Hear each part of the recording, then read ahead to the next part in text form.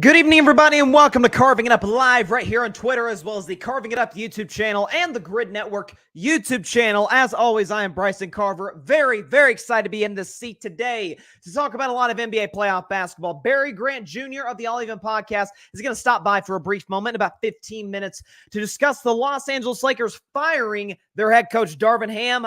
He had sources that said that this was going to happen by today. Sure enough, it happens today. More on that in about 15 minutes. Our thoughts on that. Why I think both of us believe it was the right move for the Lakers, and why this whole Darvin Ham being the scapegoat thing is a little overblown. Going to get to that in a second. In 15 minutes. Also, Milwaukee Bucks get eliminated by the Indiana Pacers. Why Giannis should leave. I believe he will leave this offseason. I'll detail that in about 30 minutes to 45 minutes or so as well. Why the Clippers collapse against the Dallas Mavericks is the second least shocking thing in the playoffs. The least shocking is obviously the Lakers getting bounced by Denver. Get to that later in the show. Playoff predictions for the second round. Yes, I know we still have 2 first-round series going, but I'll predict those series. Again, I'll do like Magic and Orlando, Magic and Cleveland. Okay, the winner of that series will play the Boston Celtics. I'll predict Boston against either one of those teams, and then obviously some of the series that we have said already, such as Denver and the Minnesota Timberwolves. And at the end of today's show, normally a show in early May, I predict the second round and I leave. Well, not today. Tomorrow is May the 4th. May the 4th be with you. Obviously, Star Wars Day. I got my Star Wars hat. I got a Darth Vader t-shirt, Halloween-esque t-shirt. I'm going to match, and this was actually Barry Grant Jr.'s idea. He'll be stopping by in a little over 10 minutes. It was his idea to look at sports teams, right? And compare, only Star Wars nerds are going to get this, the midichlorian count. Like Jedi and Sith have midichlorian counts that sort of dictate how powerful they are, how strong in the Force that they are. And so I'm like, okay, let's look at certain franchises and where do they stack up as it pertains to midichlorians and what their Jedi or Sith equivalent is in that regard. You will definitely want to stay tuned for that, especially if you're a big Star Wars fan at the end of today's show. Tons of stuff going on. But first, Knicks in 6. Called it from the beginning. I'm very excited to see the New York Knicks play last night. I'm a Warriors fan, so I have no dog in this fight, to a certain degree. But the New York Knicks closed out the Philadelphia 76ers 118-115. Fun fact, this series was decided, if you look at the margin of the two teams, in terms of their points scored, the New York Knicks won this series, if we're just going to keep score over the 6 games, by 1 point. That's how close. It was as close as the series can humanly be, certainly for a long series that goes 6 games. Jalen Brunson was simply phenomenal. You look at his numbers last night, Jalen Brunson dropped 41 and 12. He becomes the first player, rather the 5th player in NBA history who over the course of a 4-game stretch averages, I believe, a 40-point double-double or something of that nature. The only other guys to be able to do that are Russell Westbrook, who we know is kind of the triple-double king, and then some guys you may know, LeBron James, Kareem Abdul-Jabbar, and Giannis Antetokounmpo. Jalen Brunson joins that club. In the last 4 games, he's averaged 41 and 10 on 49% from the field and about 35.5% from three-point range. And I was thinking about the Knicks today, and really last night, watching that game play out, watching really these playoffs play out. And I'm thinking, okay, Phoenix is eliminated. Lakers are knocked out. Clippers, newsflash, they're getting knocked out tonight by the Dallas Mavericks. More on that later in the show. Golden State didn't make it. Okay, looking around, some of these teams that, in theory, seem to be well-constructed either didn't get to the playoffs or got bounced quickly from the playoffs. I'm thinking about it. And the New York Knicks have been able to do something under Tom Thibodeau, who I've been critical of as a coach. I still, and I think it's going to cost them later in the playoffs, probably either against Indiana or Boston in the Eastern Conference playoffs. The playing your starters darn near the entire basketball game. I'm sorry. Humans aren't robots. There's only so far we can go. Now, Jalen Brunson is looking like a robot right now over the last 4 games. He's been simply sensational. But Tom Thibodeau's been able to do something. The Knicks have been able to do something. Leon Rose, their GM, who's done a fantastic job of putting this roster together to win this playoff series, 2nd year in a row that the Knicks have won a playoff series. They have not done that since 1999 and 2000. Is that they have a set culture and identity, and they're going to put the pieces around it. Jalen Brunson's obviously the cornerstone. He is the key piece. This Knicks team maybe gets to the play-in tournament. I mean, heck, Atlanta got to the play-in tournament. They were terrible, okay? Chicago had injuries. The Knicks will probably get to the play-in tournament without Jalen Brunson. They're nowhere near the 2 seed and winning 50 games without Jalen Brunson. I was thinking about how he's put this roster together, like Villanova guys Jalen Brunson, Dante DiVincenzo, Josh Hart, but also glue guys, effort guys, OG Anunoby, Mitchell Robinson, guys like that. Dudes to sort of fill out the roster. McBride, who's an excellent shooter, kind of is able to, guys like, again, McBride, Hart, who made the game-winning three last night. DiVincenzo made the game winner back in game 2. And Brunson's been fantastic throughout. Guys who fit the modern game with how they play, shooting, ball handling, but bringing an old school type of feel, a 1990s where, let's just put it this way, the league was somewhat offensively challenged. If you look at the final scores of those games, heck, and just watch the games as well, they weren't great. A mix of the 90s and a mix of the 2010s, 2020s. And that's what you have the New York Knicks. You have a well-coached basketball team that I thought really gave that game away in Game 6. Obviously, Tyrese Maxey scored 7 points in 17 seconds just to get to overtime to win that game and for us to be even talking about a Game 6. The Knicks executed that last stretch poorly.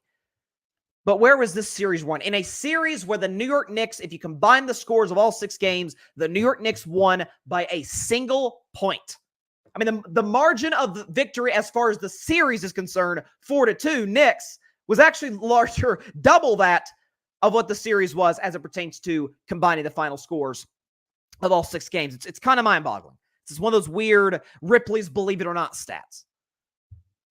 You put a roster together, combines the old school and the new school, and also develops a set culture. Suns did not have anything that even tried to resemble a culture. They had a really talented superstar in Kevin Durant, a really talented star or superstar in D-Book, a really talented but aging Devin Booker, and a soft big in Nurkic, and that's about it. No culture whatsoever. Monty Williams, who set that, they fired him, and they traded the other guy who set that culture, Chris Paul. The Suns don't know what they're doing. The Los Angeles Lakers, who we'll be talking about in about 10 minutes, have an awesome player in LeBron James, an awesome player in Anthony Davis, pretty good role players around them, and a front office that is not incompetent the way the Phoenix Suns front office is, but seems a bit lost and has really throughout LeBron's tenure in Los Angeles. The Golden State Warriors, who I thought made some good moves this past offseason, moving on from Jordan Poole, finally, but not moving Klay Thompson, which at times I implored them to do, not getting Steph a secondary scorer. The Knicks knew what they were, knew what they lacked. I mean, Julius Randle hasn't been available since January, won't be available for obviously the remainder of the Knicks postseason run. But does he really fit this at all? I mean, he's talented. He's an all-star level player, made the all-star game this year, but is he the type of guy to fit what the Knicks are trying to do on both ends of the floor? No, actually comes up quite small in the postseason, similar to Joel Embiid, who I'll get to in a few minutes. But this series was about effort plays. The end of game 2, effort. Constantly loose balls, playing harder than Philadelphia, out-rebounding Joel Embiid, being able to stop Tobias Harris, who did nothing. Go Vols, but the guy did nothing last night. Kyle Lowry, who I'll give him somewhat of a pass because he's up there in age. Not everybody can be LeBron James or Steph Curry, but awful effort on the defensive end, making big shots on the offensive end.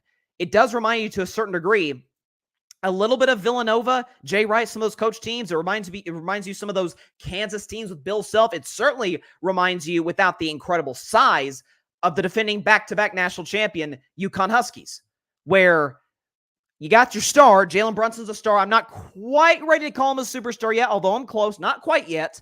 I think that superstar, that's a whole different bar.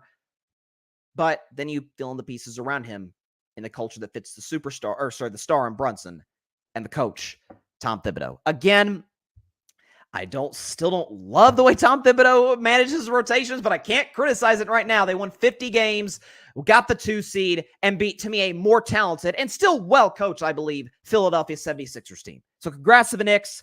I bought into them all season long as a legitimate championship contender, and today they certainly look that way. The series against the Indiana Pacers, I'll predict that series as well as the other ones and potential ones at the end of the show.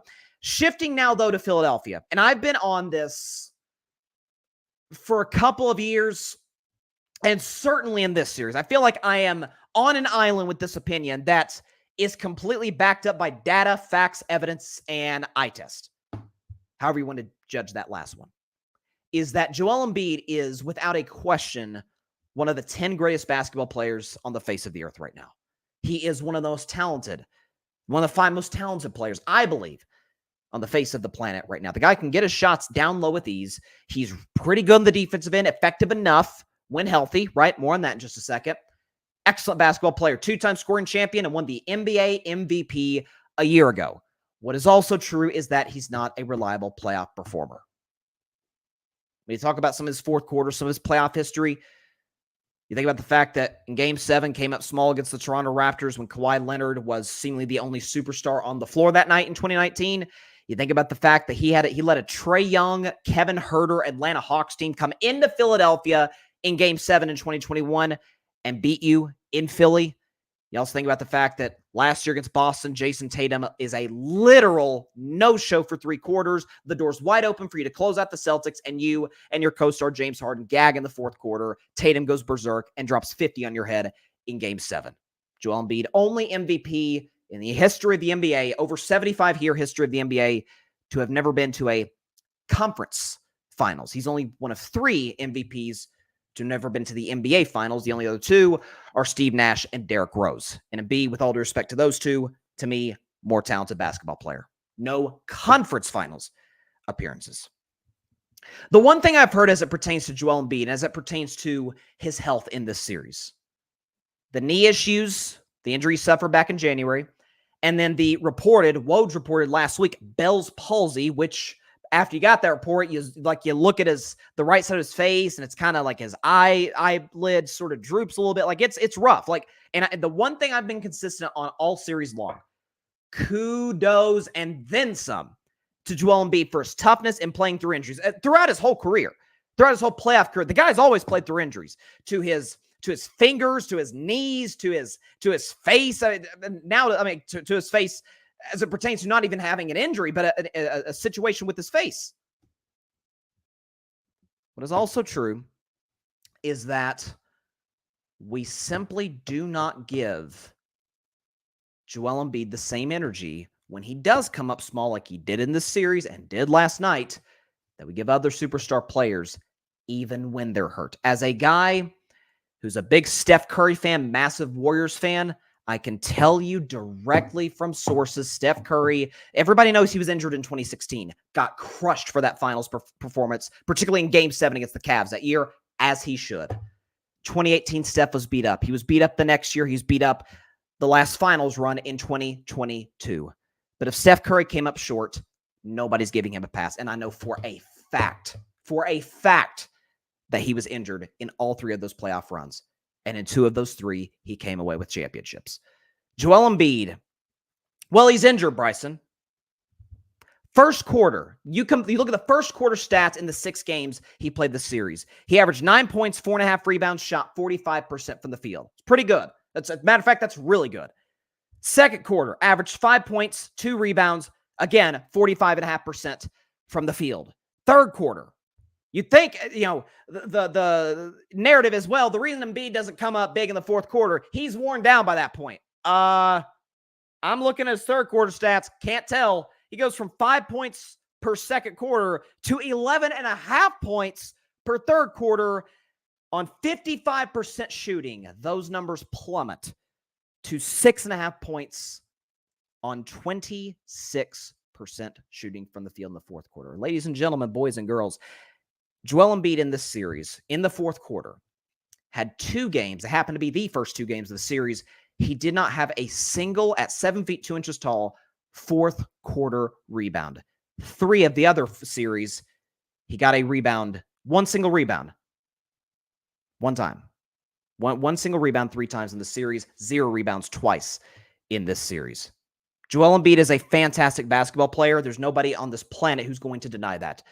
But the fact remains, he's not a big-time performer in the postseason. Never has been. We'll see if he is, but we criticize LeBron James if he comes up small from time to time, and it is rare, 2011. We criticize Steph Curry when he himself has been injured in some of these playoff runs. Why don't we give the same energy to Joel Embiid? Heck, I thought we gave it to Jokic before he made the run he did a year ago. We don't do it for some reason. Well, he's injured. He's always injured, just like Kawhi Leonard, who we also give heat to. Before we get to our next guest, let's look at the comments here. John Rivera, great overall team, referring to the New York Knicks. Yeah, they're built extremely well. Tom Thibodeau's obviously done a great job, again, setting the culture, doing what he's been able to do. There's no question about that. Shout out to John of the Fan Perspective podcast. And shout out to the individual I'm going to bring on right now. He is the host of the All Even podcast. And let's just put it mildly, a very happy Lakers fan, despite the fact that they just got gentlemen swept. Would you please give a big carving it up welcome to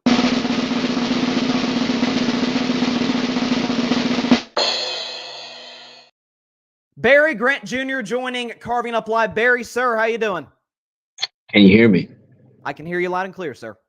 Yes. Do I look happy? You look, by Barry Grant Jr. standards, pretty happy. I am. Yes. And why is that? I'll just give you the floor. So Darvin Ham, I'm just going to say it, blah, blah. Darvin Ham was fired today. You had told me, you had been public that, again, you had sources that were saying he was going to be fired by Friday, by the end of the week, and sure enough, it happens today. Shams, Woj, everybody reports it. There's a number of candidates that we'll get to in just a second that the Lakers could potentially bring in. But your thoughts in the aftermath of the Darvin Ham exit from the LA Lakers? It was the only move to make. Honestly, to be a fan of this team, to know people that are around this team in different circles, the frustration in the organization because of Darvin Ham, the almost mutiny that ended up happening with the players because they refused to listen to him anymore. I mean, you can really see it visibly during the games. Players are tuned out in the timeout huddles. Even in that game 5, Austin Reeves was very, very visibly frustrated getting taken out of the game. And he only played 34 minutes in an elimination game where Anthony Davis couldn't shoot the ball in the second half. And if you played Austin Rivers another 5 to 6 minutes, I would be fair to say that the Lakers win that game and go back to LA, right? So it's these things that have been just paramount throughout the 2 years of his tenure. Him losing the press conferences all the time, being on the defensive, calling guys out now. Like it was just too much, man. It's too much to the fact that he had to go. I knew he had to go from 5 games into year 1. And not only that he's gone, but the entire coaching staff is gone as well. So, it's very, very sad that everybody, obviously people, losing their jobs, but, they had to clean house and it's time to be able to start fresh. Yeah, and you criticize the rotation and what someone could come back with that, say, well, there's a lot of coaches who haven't had the greatest rotations in the world. There's been criticism from Warriors fans towards Steve Kerr, but Steve Kerr saying, I think he got this from Greg Popovich, that 90% being an NBA coach is very different from being an NFL coach or even a baseball manager, is that 90% of it is managing personalities. 90% of it is not losing the locker room, having guys ready to go. And the fact of the matter is Darvin Ham was not that. I mean, I saw this. This is a quote from Darvin Ham I sent to you. This is from Dave McMenamin. It's wild. If you're coaching, it's from Darvin Ham. If you're coaching a team and one of your starters is like 10 games in a row, just bleeping the bed, what are you going to do? Oh, I don't know. Maybe coach. Maybe coach. Yeah, it's a possibility. Like it's, again, you were all over this. I followed you. Again, I used a game against my Warriors, and the Lakers won this game. But I remember game 1 of the second round series a year ago when the Lakers were out playing the Warriors throughout. And all of a sudden, Steph, Clay, even Jordan Poole start to go berserk from 3. And just Darvin Ham classic sort of, and Bryce James made fun of it. Hands in his pockets, just letting it play out, almost letting that game completely slip away, and who knows, maybe the series.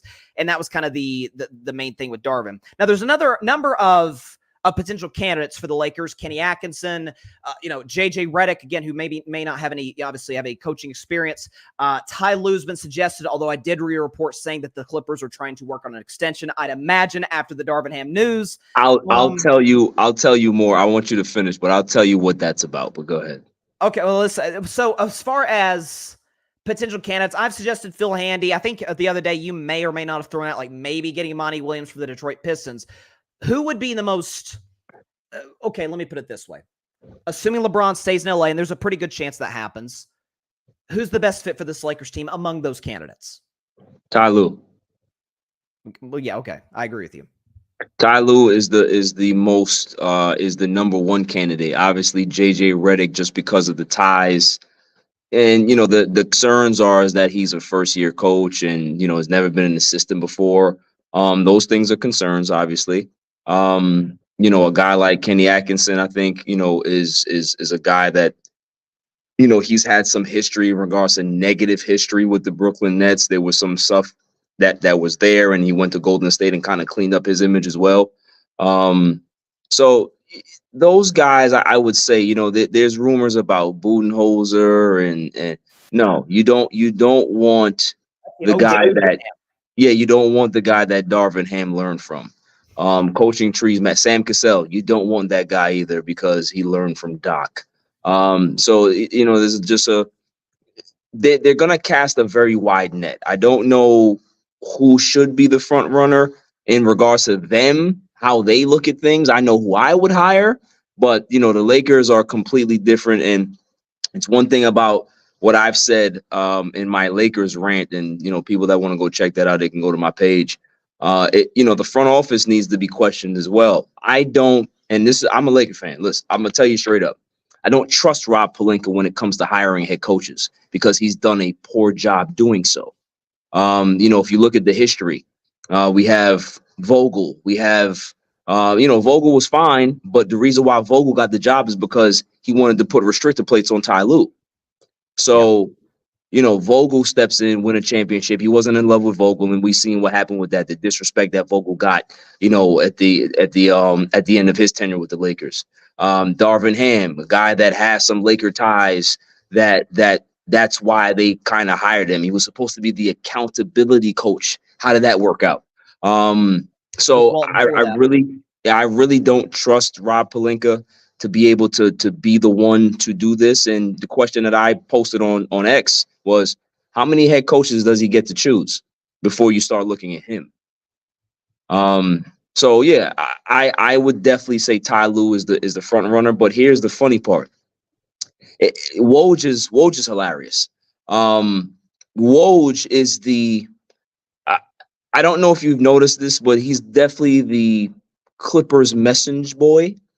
In certain situations, because even how he worded Darvin Ham's dismissal, right? Oh, he's the last head coach for the Lakers to have a winning record. The other one was Phil Jackson.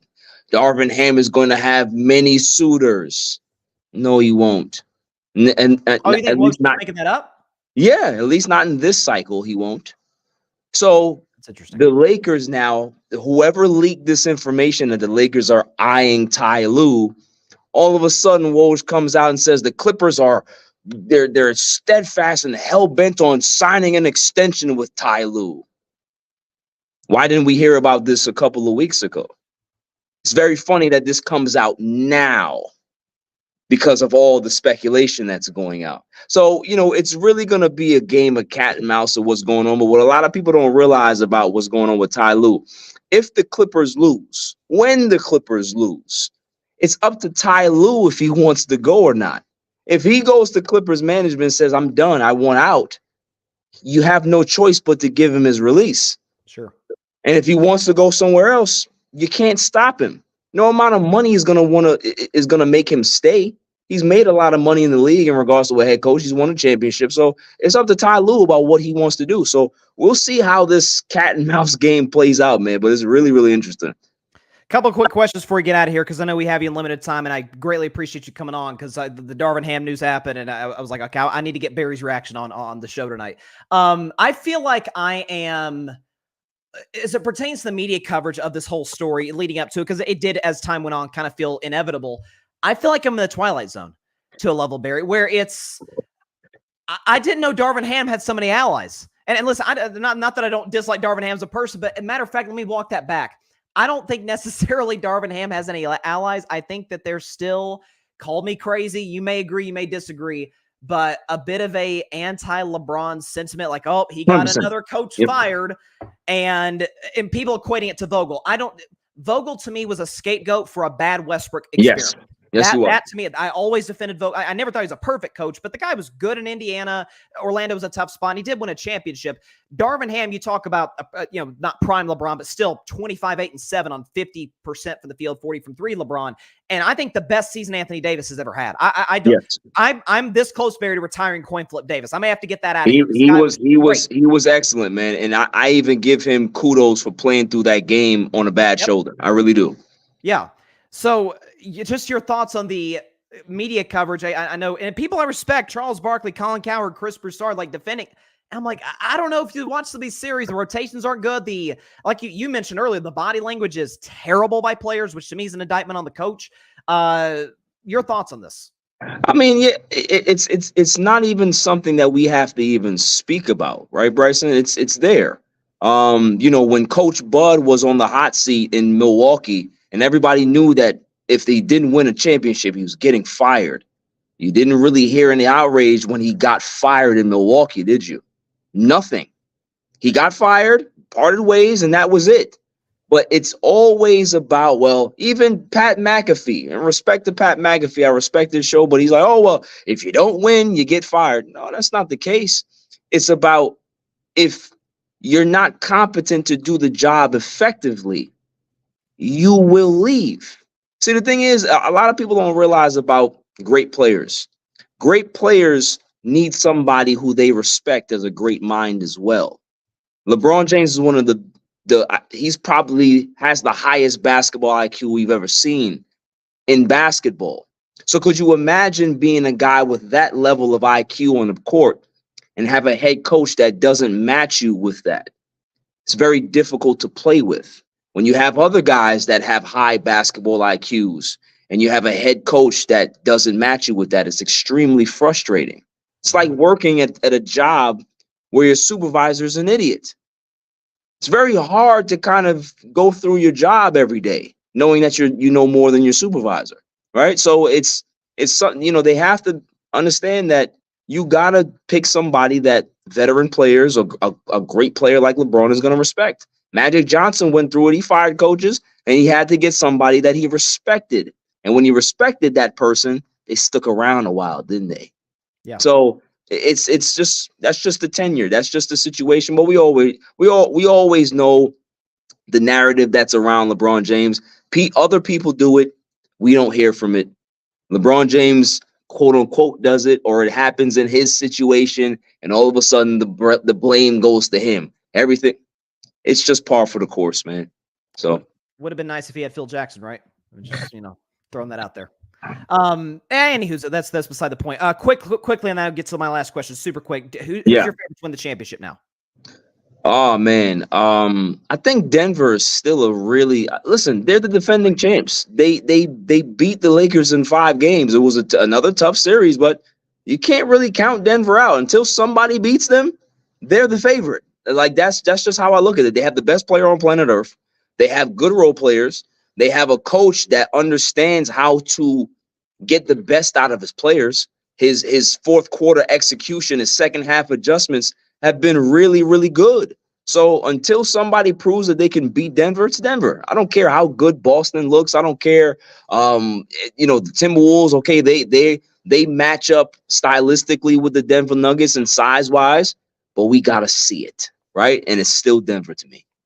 I agree with you. Last question, and I mentioned at the start of the show to sort of preview it. It was your idea to come up with the Star Wars segment at the end of the show, so I really appreciate that. Your opinion. So I'm doing it based off teams. I'm just doing teams in sports. So baseball, football, basketball. Which team? And this is for my Star Wars fans out there. You're a massive one. Which team should have the highest midichlorian count in your opinion, Barry? So we're talking about all sports right now. All sports. Got to be the Chiefs. Oh, okay. I like that. I will tell you that they're high, not the highest. Okay. Put it that way. So I'll just a little preview. But nonetheless, Barry Grant Jr. has shown up on, for a few minutes to discuss Darvin Ham and a number of other issues. Check out the All Even podcast. You got a new show coming soon, right? Oh, it's going to get crazy tonight. Trust me. Oh, boy. Yeah. I'm excited. Shout out to Barry. Shout out to the All Even podcast. Shout out to the co-founder and the creator of the 8 o'clock spot on the Grid Network. Barry, appreciate you coming on short notice, my man. Yes, sir. Barry Grant Jr., All Even podcast. Great stuff as always. Hey, listen, he's 100% right about as far as the overall weird sentiment about Darvin Ham. Obviously, you talk about, the anti-LeBron stuff is a real thing. You talk about the criticism or a criticism for Bud that we don't get for Darvin Ham, even though, as he sort of referenced, they're kind of the same guy. I mean, Darvin Ham was literally on Bud's staff when the Bucks won the championship a couple of years ago. And by the way, I criticized Budenholzer at length during that championship run for Milwaukee. I mean, I remember vividly when, Milwaukee swept the Heat in the first round series. The only guy, remember that they were in that tough series against Brooklyn? Remember the Kevin Durant toenail game in Game 7? When KD is killing them, is the only guy that can kill them over the course of a 7-game series, and by a literal inch, they survive Game 7. If KD's foot is an inch behind the three-point line or an inch further back, the Nets win that series on a walk-off shot by Durant, rather than the Bucks winning in overtime. Then the Eastern Conference Finals, before Trae Young gets hurt, he's going crazy on you. And so it was just a weird, again, lack of adjustments, lack of making changes on the fly. And that's something that Darvin Ham is a student of. And so he did mention Budenholzer. I cannot imagine Mike Budenholzer's the hire. There's no way. That to me would be the worst one. Is, JJ Redick, I get he's never coached, but he's got a relationship with LeBron. He has a very high basketball IQ. So do Kenny Atkinson. I like Kenny more of as a developmental guy, and that's not just because I'm trying to keep him on the Warriors staff, because he's a really good coach. Ty Lue to me would be absolutely the best hire. But yeah, John Rivera, Ham not coaching this year. There's no way. And he listen, if Woj is BS, I don't think he is. But man, that would be crazy. Anywho's it. Let's transition though, because I was going to discuss Darvin Ham, but I'm on. Barry's a Lakers fan, is the ultimate Darvin Ham critic, so I'm like, I want to get his thoughts on it as well. I'm with him. The Lakers absolutely made the right decision. Transitioning now though to the other series that ended last night. So I picked the Knicks in 6, which predictions for the Knicks and Pacers series later. The Pacers 1-6 over Milwaukee, which I also predicted. Pacers in 6. Now, I predicted that series in 6. If Giannis played all 6 games, if Dame played all 6 games, obviously Giannis never took the court one time. Damian Lillard played, I guess, 4 of the 6 games. Yeah, 4, because he played through Game 3, missed games 4 and 5, and then obviously played last night. So here's the thing. Bucks fans have gotten mad about me on this, about this whole Giannis is going to leave Milwaukee thing. I still believe it to be true. I don't have it sourced. I don't have anybody that's telling me anything. So this is no insider information. I think Giannis is going to ask out of Milwaukee this offseason, because you got to remember this. Giannis was already very irritated last offseason. It was an almost repeat of 2020, where if you remember, Giannis, back-to-back MVPs, 1 Defensive Player of the Year, and then steps up there and essentially says, hey, if the Bucks aren't going to put the pieces around me, I'm going to leave in free agency. Well, what do the Bucks do? They trade for Drew Holiday, Giannis signs an extension, and months later, they're NBA champions. Last year, he does the same thing. Bucks get knocked out in round 1. He says, hey, if almost verbatim, if the organization does not put a roster around that shows that we're looking to compete for a championship, then I guess I'm going to have to move on. And what do? They trade for Damian Lillard. Now, they moved Drew Holiday, which was, you see what Drew Holiday's doing. Drew Holiday's always been one of my favorite players in the league. I love what he brings to the table on both ends, particularly defensively. And he's been excellent for Boston. He's been the key for the Boston Celtics' success this year. It's the reason I have been winning the Eastern Conference coming into the year. The fit didn't work. The pick and roll with Giannis and Dame didn't work. They fire Adrian Griffin because there were locker room issues. They bring in Doc. The team's far worse, awful in the defensive end, or a little better than they were under Griffin. Not great in the offensive end. It was just kind of a clunky mess. Doc Rivers finishes his career under 500. It was brief, it appears, stint with the Milwaukee Bucks under 500, and the Bucks are in disarray. Here's my question: why would Giannis stay? Giannis is 29 years of age. I believe he'll be 30 when next season begins. What is Giannis Antetokounmpo's incentive to stay? Because if Giannis had never won a championship with the Bucks, there is that. It's the reason LeBron went back to Cleveland, which I thought was the wrong move. I thought he should have stayed in Miami, would have won more championships. That's neither here nor there. There's a lot of times a lot of guilt, especially for small market teams, when you go to a franchise and you feel like after a while, like it's just probably not going to work. We're probably not going to win a championship. I kind of feel bad about leaving, but I also see that the grass really is greener in some of these other pastures. Giannis already got his championship.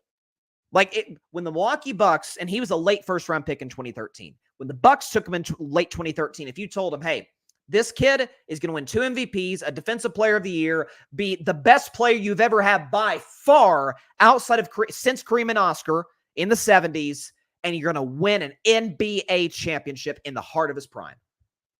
Of course they would have taken it. It's Milwaukee. Milwaukee's not a poorly run franchise historically, but you think about the all-time great NBA franchises, Milwaukee probably doesn't crack the top. They don't crack the top 10. They crack the top 15? I don't really think they do. They're kind of that bottom half of organizations in the NBA historically. Certainly as it pertains to playoff success over the course of the last half century, Giannis was able to break through and get that title. But Giannis looks around him right now with the Milwaukee Bucks, and he says, okay, Damian Lillard is still great. And by the way, for the record, I'm the biggest Dame fan in the world. But he is getting older. He has a defensive turnstile. He did suffer injuries this year and these playoffs. Chris Middleton, who I thought really, that was the best Chris Middleton I've seen since the 2021 championship. Because as we all know, the Bucks, I thought were going to win the East the next year in 2022, face my Warriors. Middleton went down and it kind of derailed their playoff run. Middleton over the last couple of years has been in and out of the lineup, not totally healthy. I thought Middleton was excellent in this series. He was the last reason the Bucks lost.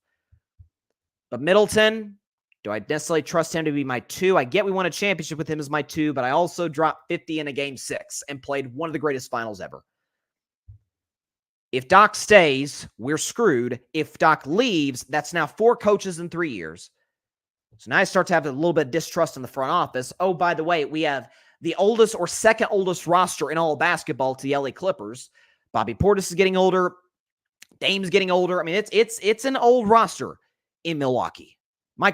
Beasley, it's not Michael Beasley. Oh shoot, I'm forgetting the guy's name. I think his name's Beasley. Anyways, getting up there in age. What's Giannis's incentive to stay, especially when you consider, well, I don't know, he's, in my view, one of the 3 best players on planet Earth and will have nothing but suitors. I still say, and especially at the next one this series, my Lord, would the pick and roll with Giannis Antetokounmpo and Jalen Brunson not be darn near unstoppable? I mean, come on.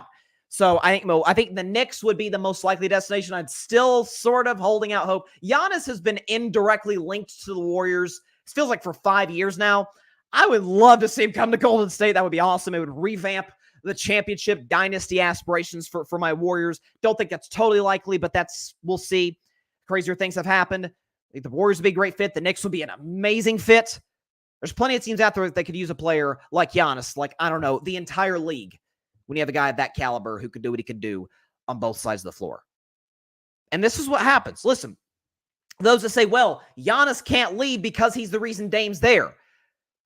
Yeah, because he's a superstar in a small market. You do cave to their demands and wishes. If Giannis were with the Lakers or the Celtics or, well, the Knicks, they probably would because they haven't won in 50 years. But the Heat, Miami, if Giannis with the Heat, they don't have to cave to his every demands.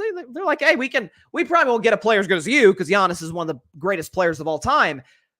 But we can get another superstar. We've gotten it before with Dwayne Wade and LeBron, and Jimmy's been great. You know, Giannis, the Lakers have had God knows how many superstars. Same could be said about the Boston Celtics. They can get another one. Milwaukee's not getting another one. Oklahoma City, you saw they reacted when KD left. You know why they reacted that way? Because they're not getting another Kevin Durant. Love Shea. Shea is not as good as KD was in his prime. Although maybe we'll see. He may get there. But even if Shea at the Thunder maybe don't reach expectations over the next half decade, and he looks around, maybe they can't get another star next to him. I'm not saying that's really the case because I love Oklahoma City's future, but just theoretically, Shea could force their hand. It's what LeBron tried to do in Cleveland. They wouldn't, so LeBron said, okay, I'm leaving. Miami wants me. Miami gives me a co-star. Miami gives me a great coach. Y'all won't. Giannis will be thinking the same thing in my estimation. He knows what the market is going to be for him. He knows the fact that the contract he signed, if you look at the way it's structured, he can leave in short order. He looks at the fact that the Bucks are a very old roster and a very poorly coached. And even if they get a good coach, that's 4 in 3 years. That's not great, and it's unstable. So I think he leaves. As far as the other story with the Milwaukee Bucks, because I would be remiss if I didn't touch on this. So, Patrick Beverley. Patrick Beverley is what people think Draymond Green is. Not that talented. Really, really, really dirty. Not terribly valuable to a team that's trying to win. And kind of a jerk. That's how a lot of folks say Draymond Green. Some of those adjectives could be I mean, Draymond made the dirty play on Nurkic, the Gobert thing I defended because he was defending Klay Thompson. Different story for a different show. I've done clips on that in the past. They're on YouTube. Patrick Beverley last night. The Bucks were getting crushed in Game 6. Pacers were well on their way to advancing. And he was on the sideline in Indiana. And a fan yelled something at him. Now, initially, I'm hesitant to comment on this situation on this show, or I would have been on this show or on social media. I was hesitant because I'm like, okay, did the fan, God forbid, say something like a racial slur, or did they to take a shot at his family? No. That's what he said. Cancun on 3. Referencing what Patrick Beverley ironically said to his teammate, who probably won't be his teammate for much longer, Damian Lillard, back in 2020 during the bubble. So the fan, kudos to the fan, turned Pat Bev's own phrase onto him. I don't love heckling, but that was, I wouldn't say justified. It was within his right to say that. He didn't call, nothing racial. 1, 2, 3, Cancun. Patrick Beverley's response to this is to take a basketball and throw it at the guy and his wife. I assume that's his wife, girlfriend. It hits the girlfriend or wife. They throw it back. Patrick like apologizes to her and throws it back at the guy. Not to mention in the area, we don't have the video for this, but there was a little girl very close by. So Patrick Beverley was a few inches away, an off toss, which Patrick Beverley gets paid to play basketball, which he doesn't do that well. He doesn't get paid to throw a basketball. Could have hit her, which Patrick Beverley might be banned for the NBA for all of next year if that happened. And then it gets worse, as bad as that was. After the game, he's asked, I want to get the reporter's name correctly because she deserves a ton of credit. Melinda Adams of ESPN. Melinda Adams, who's a journalist, longtime working journalist, works for ESPN. Pat Bev is getting interviewed after the game in the locker room. She asks him a question. He responds with, I'm sorry, wait, hang on a second. Do you subscribe to my podcast? Which, for the record, Patrick, nobody listens to. Do you listen to my podcast? Or subscribe to it? And she said, your podcast? She said, oh, no, I don't subscribe to your podcast. He says, okay, next question. Essentially waves her off. She tries to ask another question. I believe she tried to ask another question or had her mic, did something that's just totally crossed the line. Had her mic, because she's reporting for ESPN, next to him, trying to get sound bites, because that's what her job is. And he says, basically, get the microphone out of my face. You don't subscribe to my podcast. Now, Melinda Adams went on Twitter and said, Patrick called her, apologized, the whole bit. Here's the problem. This guy's amazing, and not in the good way. Patrick Beverley, early in the 2019-20 season. Now, that was the offseason leading up to that, Anthony Davis had gotten traded to the Lakers, and the Clippers had countered with, hey, here's what we're going to do. We're going to sign Kawhi Leonard, the defending finals MVP. We're going to trade for Paul George, put our own star duo together, and put a good roster around them. Patrick Beverley obviously was not one of those good players, but he was on the roster. The Clippers, and I remember this game because it's the first game, again, as a Warriors fan, first game in the history of the Chase Center. The Warriors have moved from the historic, great Oracle Arena, first game ever at the Chase Center. And the Clippers come into Golden State. Keep in mind, KD left, Clay was hurt. The Warriors were a shell of what they were at that point and got obliterated by the Clippers. But at one point in that game, Patrick Beverley, who's guarding Steph Curry tells him, you had the last 5 years are yours. You had the last 5 years. The next 5 years are mine. That was his exact quote. Well, since we're on that, let's look at Patrick Beverley's last 5 years. Let's see what he's done. So in 2020, that season, He was a part of a team that had probably the worst, put together the single worst choke job in the history of the NBA playoffs. Blew a 3-1 lead. You're like, Bryson, what about the 2016 Warriors? What about the Thunder that year? What about all these other teams that have blown 3-1 leads in the past? No. This was different. First of all, the Clippers were the favorite to win that series against the Denver Nuggets, who, keep in mind, that was a young Jokic. That was a young Jamal Murray. The Clippers, led by double digits in Game 5, lost. Led by double digits, almost, I think, 20 points, almost 20 points in Game 6, lost. Led by double digits in Game 7, lost badly. So, not a great start to Pat Bev's first 5 years of this being his league, so to speak. 2021, he's part of a Clippers team that gets to the Western Conference Finals, and his season concludes with Chris Paul dropping 40 on his head, and Patrick Beverley, because he's a sucker, as Chris Paul, towards the end of the game's in hand, Suns are about to go to the NBA Finals, Clippers are about to go home. Chris Paul is walking to his bench during a timeout. Patrick Beverley, because he's a coward, walks behind Chris Paul, shoves him in the back without, again, he didn't come up to Chris Paul, shove him out front, and be straight up about it. Shoves him in the back like the coward that he is. Looks like he, thank God it wasn't worse than it looked. Almost gave Chris Paul whiplash. Gets suspended to start the following season. That's how year 2 of the Pat Bev era began, or concluded, rather. 2022. He was part of a Minnesota Timberwolves team that eliminated his old team, the LA Clippers, and he was weeping after that game. Celebrated like he won the championship. It's the Aloe Black song, I'm the Man, the meme that comes from that. Patrick Beverley, that was your big moment, and you got knocked out in round 1. And in 2023, year 4 of the Pat Bev era, you got traded and you missed the playoffs. And this year, you're with the Milwaukee Bucks. You got traded because Philly didn't want you anymore. Milwaukee played you because they had to, because they were missing a bunch of injured players. And your season ends with you throwing a basketball, almost hitting a little girl, hitting a woman, and then hitting her husband or her boyfriend. Oh, and then, by the way, being a complete sexist in the locker room. That concludes the Pat Bev era of the last 5 years. He should be suspended for 10 games minimum to start this upcoming season. Keep in mind the fact that he dove into Russell Westbrook's knee in the 2013 playoffs and screwed up what could have been, who knows, maybe another run to the finals for Oklahoma City that season. Keep in mind the fact that he, again, as I mentioned, shoved Chris Paul in the back, nearly gave the man whiplash. Keep in mind the fact that he threw a basketball at fans for saying Cancun on 3. So he's soft, a coward, a misogynist, and for the record, not that good at basketball. Patrick Beverley is who people think Draymond Green is. Draymond Green, who, he's the worst guy, Yeah, the Warriors dislike Draymond Green so much, he spent his entire 12-year career there.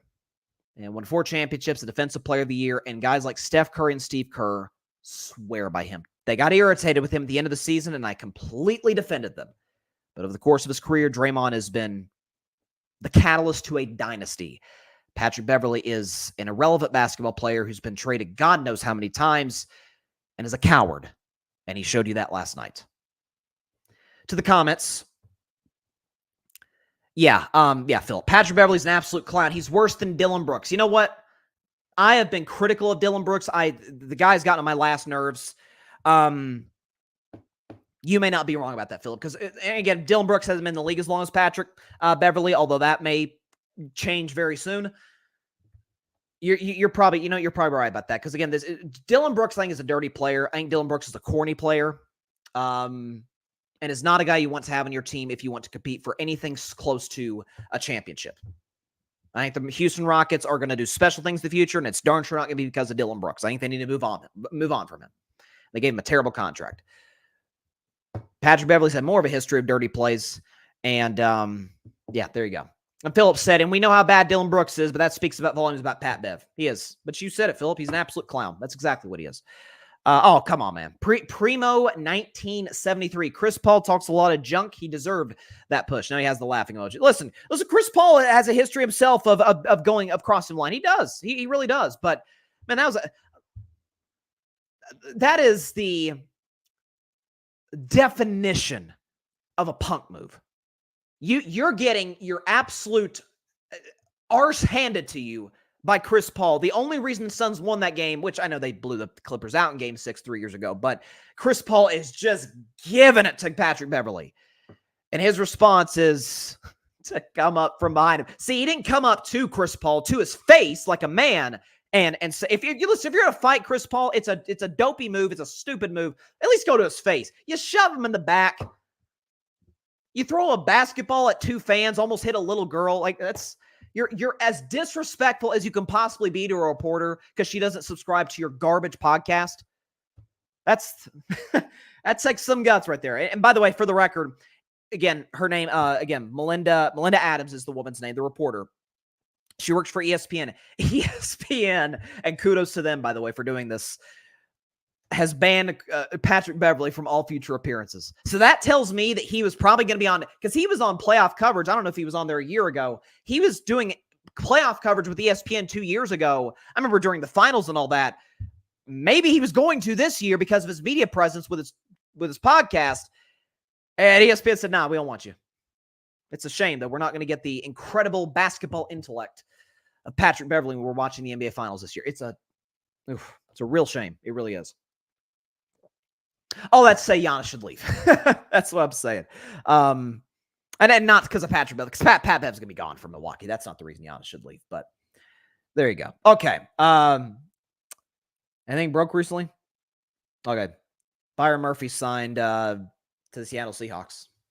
So there you go. I really like the kid. I think he's a really talented guy to Texas. To the Clippers-Dallas Mavericks series, which for the record is going to end tonight. I took Dallas in 5. I thought they matched up better with the Clippers. Luka Doncic historically has destroyed the Clippers. I know he lost the 2 playoff series in 2020 and 2021, but it wasn't because of him. The guy's averaging like a 30-point triple-double on crazy shooting splits. Like, they didn't lose because of Luka. That's number one. But Luka Doncic and the Dallas Mavericks up 3 games to 2 in this series. And when it was tied 2-2, it is like, again, history often repeats itself. In politics, in sports, in life, history usually repeats itself. And the LA Clippers, it was as the second most predictable thing in these playoffs. The most predictable is the Lakers getting beat quickly by the Denver Nuggets. That was, I could not believe the number of people that were picking the Lakers to win that series, which is why I kind of did a little bit of a troll job to start yesterday's show. The Clippers, though, their collapse, their demise, and how it happened is the most predictable thing in this year's playoffs. So first of all, Kawhi's hurt, because he always is and has been a lot the last 4 years. This is now, they've already ruled him out for Game 6 tonight. And again, played Game 2, re-aggravated the injury, wasn't good in Game 3, hasn't played since. Keep in mind, he played 2 games last year in the first round against Phoenix, missed the rest of the series. 2022, he didn't play at all that year, which is part of the reason why the Clippers missed the playoffs entirely. And 2021, he tore his ACL in the second round. Paul George had to carry the Clippers to the conference finals when Patrick Beverley pushed Chris Paul. So how do we start? Kawhi's down. Russell Westbrook has always been an inefficient player, and I've been a Russ critic. I've tried to pull back on it just a little because I do think some of the Russ criticism over the last 2 to 3 years has really crossed the line in a certain regard. Not so much the Westbrook, but some of the stuff's like really like dial it back a little. It's been a little over the line. Like I think they called him a vampire. Some report called him like a vampire of the Lakers locker room. Like that's too far. Like Russ is liked in locker rooms that he's in. It's just his game that drives me crazy. That's over the years. It's always been the case, even when Russ was in his prime. I don't think it's possible for Russell Westbrook to have played worse in the last 4 basketball games. If we have the stats again, we don't have any graphics today, unfortunately. Okay, since Game 2, Russell Westbrook's averages, and I'm not kidding when I say this, 4 points, 4.8 points, 5 rebounds, 1 assist. His shooting percentage is 16% from the field, 20% from 3. Russell Westbrook could not have been worse in this series. And then we get to James Harden. So, history repeats itself. The first 4 games of last year against the last year's series when James was in Philly against the Boston Celtics, James was playing about as well as we've ever seen him play in the playoffs. At one point, he had 2 40-point games in games 1 and game 4 and hit the game-winning shot in both. I'm pretty sure he hit it in game 1. I'm certain he hit it in game 4. From game 5 on, he averaged like 13 points a game on horrendous shooting splits. And I said after game 4, when Harden was brilliant, hitting floater after floater, really him along with the brilliance of Paul George. Paul, come to the Warriors next year, was great. Led the Clippers, prevented what would have been an absolute choke job in game 4, blowing a 30-plus point lead to Dallas. But I said, the game is coming. A James Harden choke job game, whatever you want to call it, it is coming. And he was absolutely awful. James Harden, if we can pull up the stats here, James Harden against the Dallas Mavericks scored a grand total, and it wasn't that grand, of 7 points. 7 points for James Harden with 4 rebounds, 7 assists, 2 for 12 from the field, 1 for 7 from three-point range. James Harden in his last 5 game 5s has posted averages of 11 points on 29% from the field, 20% from three-point range. It gets worse. James Harden, he has 10 playoff games with 2 or fewer makes in his career. 10 games in his playoff career, he's had games where he's made 2 or less shots. He's had 17 games with 3 or fewer shots made in the postseason. He's had 23 playoff games with more shot attempts than makes. He's had more games where he shot the basketball more shot attempts than makes. Or not shot attempts than, I'm sorry. More attempts, because obviously you have more attempts than makes, of course. You can't go 100% for the field. My bad. More attempts than points. So think about that. We talk about inefficiency and more attempts than points. James Harden has done that 23 playoff games. And he's had 3 straight playoff series where at least one of the games he scored in the single digits. I've criticized Aaron Rodgers for coming up small in the playoffs, Embiid. I've never seen anything like this in my life. Now, Harden's not prime Harden anymore. We get that. But he was doing this at his peak. You think about 2017, Game 6 against the San Antonio Spurs. James Harden, I believe, did he score double digits in that game? And the Rockets got obliterated by the Spurs. Lost by like 40 points. Kawhi Leonard didn't even play in that game. The game was in Houston. 2018 led a Rockets team that missed the most consecutive three-pointers in NBA history in a game that my Warriors won by 9. 2021, I believe he scored 7, something like that in Game 7. It was close. It was somewhere in the single digits, somewhere close to single digits in Game 7. Last year was awful in Game 6 and Game 7 against Boston, and this year it's the same thing. Now, Paul George has not been good himself. Paul George only scored 15 points, was not good at all in that game. The only reason I defend Paul George is because, A, contrary to popular belief, this is not his playoff history. 2018, he was terrible against the Utah Jazz in that series. 2020, when the Clippers choked that 3-1 lead to Denver, he was off. Remember the iconic, well, not iconic, but the infamous side of the backboard shot in Game 7? Like, he was awful. But he's also taken the Indiana Pacers to the conference finals twice, early into his career.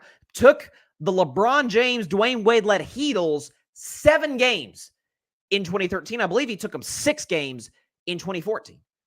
The only conference finals that the low-life, bad organization that historically is called the Los Angeles Clippers, only player to lead him to a conference finals, his name is Paul George.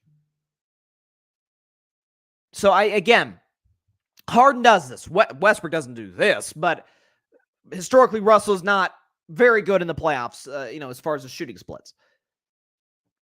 Paul George, not necessarily the case if you look historically.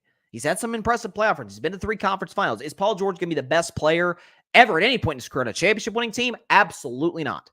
Can he be the number 2? Well, if your number 1 is reliable, which Kawhi has really not been the last 5 years, sure. That's why I think he'd be a perfect fit in Golden State. That's why I think there's other franchises. The Orlando Magic. Now, the problem is Paolo is still I love Paolo, but he's still a little young to lead like a championship run. Although I do still believe that the Magic are going to win this series. I think they win tonight, winning Game 7 on Sunday, and break the hearts of the Cavs fans. But nonetheless, I think that's what's going to be the case. But again, get a reliable number one star co-star for Paul George. Because again, I'm being hard on Harden as well, because he's been the number one and done this. He's been the number two and done this. It's been consistent. It's one thing we can count on with James Harden in the playoffs is the guy's going to shoot some tour dates. It's what they call it, shooting tour dates, like 2 for 11. He shoots February 11th from the field, or he shoots, April 20th from the field. There you go. But Dallas, by the way, Dallas is going to wrap the series up tonight. I do think the Clippers will put up a better fight than they did in Game 5, because I thought they came out, and I love Ty Lue. I think he's one of the 3 best coaches in the world in the sport of basketball, but I thought they came out lethargic, low energy. I just did not see the same sort of intensity from the Clippers that I did in Dallas. Maybe some of that was a leftover of Game 4, where the Clippers were destroying Dallas. Mavericks came back, took the lead on a crazy Kyrie shot, but then Paul George saved him at the end of the day. Maybe it was a carryover from that. I do think the Clippers will put up a good fight. I'm not saying this is going to be close. I'll say Dallas 115, 100. I mean, that's a 15-point lead. That's pretty comfortable. But I think it'll be a fight, a battle, and then Luka and Kyrie will slam the door shut in the end. Luka Doncic, though, again, part of the reason I say it's over tonight as well. Luka Doncic's averages in closeout games, he averages 33, 8, and 9 with 2 steals on 51, 42, 84 shooting splits. So it's over tonight. It is very much over tonight. And by the way, part of the reason, and then I'll move on to my second round predictions. Part of the reason that I did pick Dallas to obviously win the series, but I thought they were the second best team in the Western Conference coming into the playoffs. And I remember before the play-in tournament started, I said Dallas, I think, is the 3rd best team in basketball. Now the Knicks give them a good push for that. You could probably convince me to put the Knicks above them. Obviously, Denver's 1, Boston's 2, at least in my mind. But the thing that's played Dallas over the years, regardless of the co-star that James Harden has had, whether it's Jalen Brunson, Kyrie Irving now, is it's a very slow walk-up, kind of James Harden style, Kobe Bryant. Now, Kobe kind of had to do it, but once Kobe learned to defer, once MJ learned to defer with 2 co-stars, because, again, Luka did have Jalen Brunson. We see what he's doing in New York. He does have Kyrie Irving, who, for all his faults, and to Kyrie's credit, there haven't really been any off-court incidences this year.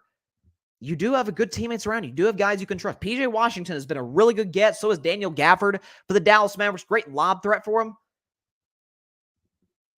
Dallas over the second half of the season, I don't know if it's since the Gafford trade, but, and you give Jason get a lot of credit for this, they're playing much more quick, up-tempo, up and down, play quickly. Luka, you make your decision quick, go. Kyrie, same thing.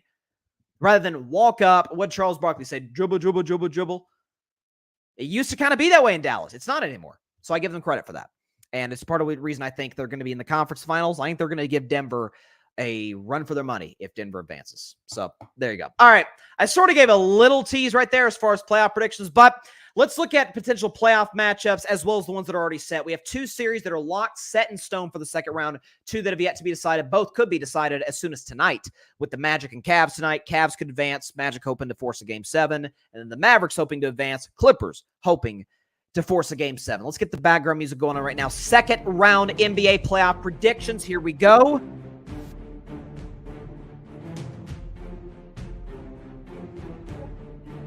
By saying this, let's see, 1, 2, 3, 4, 5. Okay, so of the 6 series that have concluded, I'm 5-1 in those series. The only one I got wrong, and I got it badly wrong, was Suns over Timberwolves. Listen, I didn't buy into Phoenix all season long, but I bought into slightly more than the Timberwolves. My bad. I still don't trust Rudy Gobert, but my bad. Only series I've gotten wrong to this point. I'm hoping the Magic come through for me in the next 2 games, and Dallas closes it out tonight. So let's start in the Eastern Conference right now, okay? So the Boston Celtics have already advanced. They would take on either the Cavs, who could advance tonight, or the Magic, who would need to win the next 2 in order to play Boston. I think this will either way be a quick series. Listen, Boston has been awesome on the offensive end all season long. The number 1 team in terms of offensive, I think the number 2 team to the Indiana Pacers in terms of offensive rating, number 1 team in the National Basketball Association as far as, or top 5 in the National Basketball Association in defensive rating. Jason Tatum's had a great season, so is Jaylen Brown, Drew Holiday. Kristaps Porzingis is out. I do think that'll be a bigger loss down the road, depending on when or if Porzingis comes back. I still don't trust Joe Mazzulla in these series. I really don't, but he really hasn't had the opportunity because of the massive, massive talent advantage that he has in his team to get exposed. So I don't think that'll be an issue, a big issue for the Boston Celtics in this upcoming series. Cleveland and Orlando, especially Orlando, very offensively challenged in every way, shape, and form. Again, Cleveland has an experienced scorer in Donovan Mitchell, who I think could get them a game in this series. We do know there was one game this year where the Cavs came back from a huge deficit to beat the Boston Celtics. I'm not sure if Orlando beat them this season or not. As far as I know, Boston took care of them in short order throughout the regular season.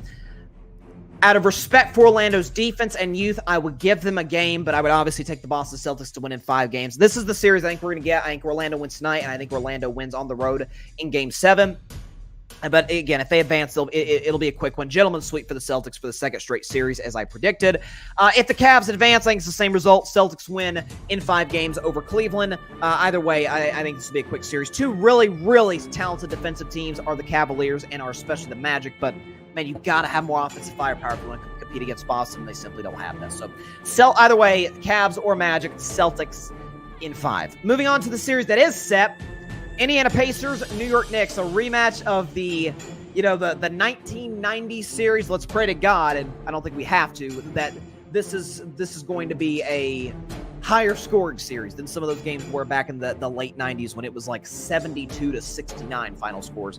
I do not think we'll be getting this. This Indiana Pacers team is fantastic on the offensive end of the floor. It's part of the reason why I picked them, whether Giannis played or not, to beat the Milwaukee Bucks, because if you look at what the Pacers have done just in this series against Milwaukee, okay?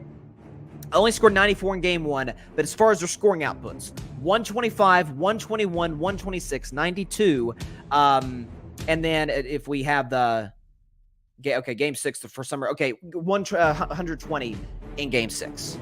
For the Knicks, kind of a different sort of,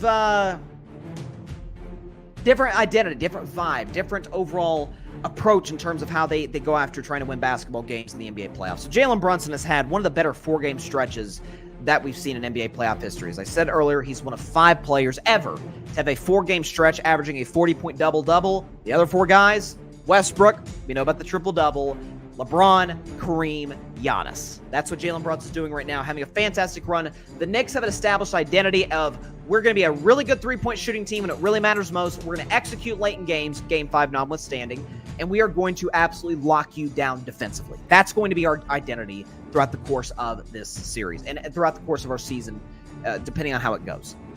I think this could be a back-and-forth tug-of-war, similar to how the Knicks-Sixers series was. This is obviously a much tougher matchup for the Indiana Pacers than the Bucks series was. Of course, Jalen Brunson, Dame, it's a debate between who's better. I'd go Brunson as the biggest Dame fan in the world. I think the matchup fits the Knicks. I don't think Indiana's size and athleticism is going to be this crazy culture shock for the New York Knicks, as some are saying it would be. So I'm going to go, listen, it was good for me last series, and it was good for me last series, and I'll do it again. Give me the New York Knicks in 6. Knicks in 6, part 2.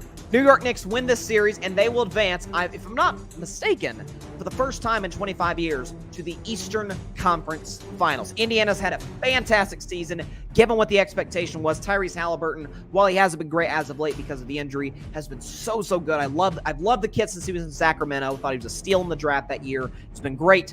This is the Knicks' time. This is Jalen Brunson's time. They've dealt with injuries. They've overcome them. Give me the New York Knicks in 6, and they will get to the conference finals for the first time in a very long time. Transition now to the Western Conference. Let's start, though. Usually I'd start with the 1 seed. Actually, technically I am starting with the 1 seed. So the Oklahoma City Thunder swept the New Orleans Pelicans, and they will await either the Dallas Mavericks or the LA Clippers. I think Dallas is going to win tonight, wrap it up, but again, we'll do hypotheticals for both, because I do think we'll get a different result with both. If they face the Clippers, if the Clippers win tonight, win on Sunday in Game 7 in advance, I think this is a quick series. Oklahoma City's length, star power, young star power. Obviously, we know what Shea is. Shea's probably going to finish second for league MVP. He's in a remarkable season in the Oklahoma City Thunder. Mark Daigneault, Coach of the Year. Chet Holmgren, Jalen Williams has been the unsung hero to a certain degree of this Oklahoma City team. As we see, as time goes on, whether it's this series or beyond, I think we're going to see what this kid's capable of doing as the co-star to SGA in the postseason, because I do think he's capable of being that. Again, Chet Holmgren, obviously, Lou Dort, Josh Giddey. This team's well coached. This team's well put together. They're really good in the defensive end. They're good in terms of, of rebounding. Excellent shooting team. If they face the Clippers, I think because you got an older Paul George, an older James Harden, older Russell Westbrook, the coaching advantage will go to Ty Lue, but Mark Dagnall will hold his own. I think that'll be a quick series. Give me the Thunder if they face the Los Angeles Clippers. Give me Thunder in 5. I think it'll be very fast. But if they face the Dallas Mavericks, I think we get a different result, because Luka will finally vanquish the dragon that he's been so close to slaying, finally getting past him. He really has this true great number 2 co-star in Kyrie Irving, who's playing his best basketball in my mind since 2016 in Cleveland, when he hit the shot to beat my Warriors. Still haunts me to this day. Kyrie's been awesome in the playoffs. Luka's been equally good, particularly on the defensive end. Dallas has a lot of good pieces, a lot of good shooters. Maxi Kleber was great in Game 5. He's going to be valuable in the series, assuming they take on Oklahoma City if they wrap up, obviously, the LA Clippers. Again, Dallas, there's sort of a misnomer, and I understand why it exists, about the Dallas Mavericks, that, hey, they play a slow, ISO-centric Luka pick-and-roll type of offense. Not anymore. They do that from time to time if they need a buck, if they need Luka to go get them a shot, if things aren't going so well for them. But in general, their half-court offense is much quicker, much more up-paced. They like to get out and transition more now than they used to. So I think that's going to play, again, Oklahoma City can do the same, but Dallas can match this as well. Dallas is not not an old team, not a bunch of whippersnappers. They're right smack dab in the middle. Luka, it feels like he's just now entered his prime. Kyrie is, if he's not at the very end of it, he's either at the very end of his prime or he's out of it, but still a very, very effective player and a very efficient player at this stage still in his career. Jason Kidd, I think, will have the advantage coaching the series. I said coming into the playoffs, let Dallas would get to the conference finals, maintain it today. Give me the Dallas Mavericks if they face the Oklahoma City Thunder to get the upset, win this series in 7 games, win that Game 7 in Oklahoma City. There won't have to be a ton of travel, thankfully, between Dallas or between the Thunder. I think Luka gets the Mavericks to their second conference finals in 3 years, and the Mavs win in 7 games over a Thunder team that obviously has a very, very bright future. Finally, what I think is potentially the most anticipated series of the second round, we'll see it tip off tomorrow night, is the Minnesota Timberwolves and the defending NBA champion Denver Nuggets. So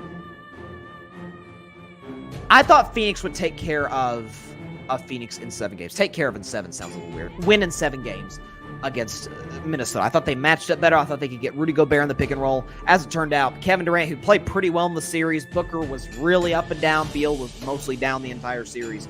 It was a mismatch the other way. So from a coaching perspective, and I like Vogel, but from a coaching perspective, Chris Finch pushed all the right buttons. Anthony Edwards was great in the fourth quarters of these games, the tight games, and there weren't many of them. And Phoenix, as I predicted coming into the season, I did not think it would hurt them this year, but I thought it would hurt them beyond, is the, again, lack of a point guard, lack of a true, strong, big man with that Phoenix Suns basketball team. Credit to the Minnesota Timberwolves. They absolutely exposed every single aspect of it. Cat had a great series at the end after working his way back into the lineup. But this is a different monster. This is a team that has a top 5 coach in the NBA. This is a team that has maybe the best closer left in the playoffs in Jamal Murray. And this is a basketball team that has the best basketball player on planet Earth. His name is Nikola Jokic, 2-time MVP and Finals MVP a year ago. I think, again, Barry referenced it early in the show, and I think he's right to a certain degree about the matchup. Minnesota took 2, took 2, while the Nuggets took 2 in the 4-game season series. I get that. But it's the playoffs. And I'm going to say this until I'm blue in the face. It's the playoffs, and it's Rudy Gobert. Get him in the pick and roll. Get him in the pick and roll. Get him on the perimeter. Jamal Murray, I think, is capable of doing that, obviously, in the 2-man game with Jokic. We'll see if the Timberwolves make an adjustment to that, the way Darvin Ham, who's now unemployed, was unable to do with the Los Angeles Lakers. We'll see. I think he's fully capable of doing that. I think Chris Finch fully capable of doing that. He has shown me a lot in recent playoff games. Timberwolves will push them. It'll be a very close series, again, sort of somewhat similar to that. Looks like we're losing connection. We're losing all connection? Okay, I think we're getting ourselves back. Sorry. All right, we're good. Sorry, I just need to check that. Okay. Okay, so, no, listen, I think Timberwolves will keep these games close, much closer. that obviously there were much, less tougher battles against the Phoenix Suns than they will be in this series.